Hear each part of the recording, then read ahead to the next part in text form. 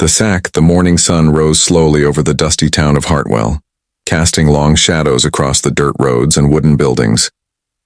In the back corner of the general store, Sarah Mae Williams stood behind the counter, her face hidden beneath a rough burlap sack that covered her head completely. Only 2 small holes allowed her to see the world around her. She had worn the sack every day for 3 years now, ever since her stepmother had declared her too ugly for decent society.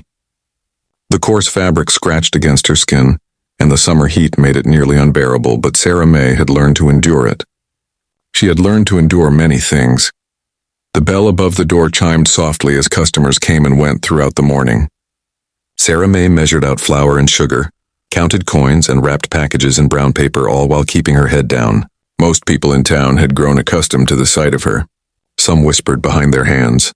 Others simply pretended not to notice. "Good morning, Miss Williams," came a warm voice that made Sarah Mae's hands pause over the scales. She looked up to see Thomas Reed standing before her, his hat in his hands and a gentle smile on his weathered face. Thomas was a rancher who lived on the outskirts of town. He came to the store every Saturday without fail, always polite, always kind. "Morning, Mr. Reed," Sarah Mae replied softly, her voice muffled by the sack. "The usual order?" "Yes, ma'am. Though I was hoping we might talk a moment if you have the time." Sarah Mae's heart began to beat faster. Thomas had been visiting the store for months now, and lately his visits had grown longer. He would linger by the counter, making conversation about the weather or the cattle or the wildflowers blooming on the hillsides. Sarah Mae had tried not to hope, tried not to imagine that his attention meant anything special. "I suppose I have a few minutes," she said, glancing toward the back room where her stepmother was sorting inventory. Thomas shifted his weight from one foot to the other, a nervous gesture that seemed out of place on such a confident man. "Miss Williams, I've been coming to this store for near about 6 months now, and I've come to admire you greatly." Sarah Mae's hands trembled as she reached for a sack of coffee beans. "That's kind of you to say, Mr. Reed." "I mean it truly," Thomas continued, his voice earnest and low. "You're hardworking and honest. You're patient with the difficult customers and generous with the children who come in with their pennies. You're a good woman, Sarah Mae, and I was wondering if you might allow me to call on you proper."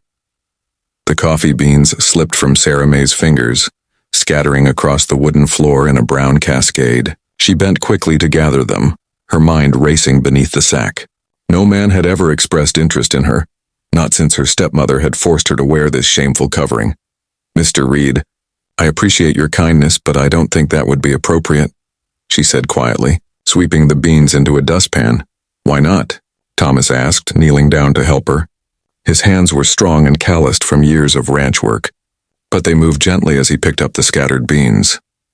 "You know why," Sarah Mae whispered, touching the rough burlap at her throat. Thomas was quiet for a long moment. When he spoke again, his voice was soft but firm. "I know what people say, Sarah Mae. I know what your stepmother tells you, but I don't believe a word of it." Sarah Mae stood abruptly, the dustpan clattering against the counter. "You've never even seen my face, Mr. Reed. How can you say such things?" "Because I've seen everything else," Thomas replied, rising to his feet. "I've seen how you slip extra candy to the children when their parents aren't looking.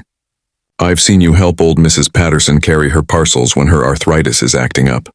I've seen you work from sunrise to sunset without complaint. And I've heard the kindness in your voice even when folks don't deserve it."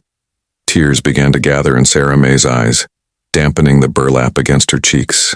"My stepmother says I'm too fat to dance and too ugly to wed. She says the sack is a mercy to spare others from having to look at me." Thomas's jaw tightened and something fierce flashed in his eyes. "Your stepmother is wrong, Sarah Mae, dead wrong." Before Sarah Mae could respond, Thomas reached forward and gently, carefully took hold of the bottom of the sack. "May I?" he asked softly. Sarah Mae's breath caught in her throat. Every instinct told her to pull away, to protect herself from the inevitable disgust and rejection. But something in Thomas's steady gaze made her pause. Slowly, barely perceptibly, she nodded. Thomas lifted the sack carefully as if he were handling something precious. The burlap slipped over her head, and for the first time in 3 years, Sarah Mae felt the full warmth of sunlight on her face. She squeezed her eyes shut, unable to bear seeing Thomas's expression change. "Sarah Mae," Thomas breathed, and his voice was filled with wonder. "Look at me, please." Reluctantly, she opened her eyes.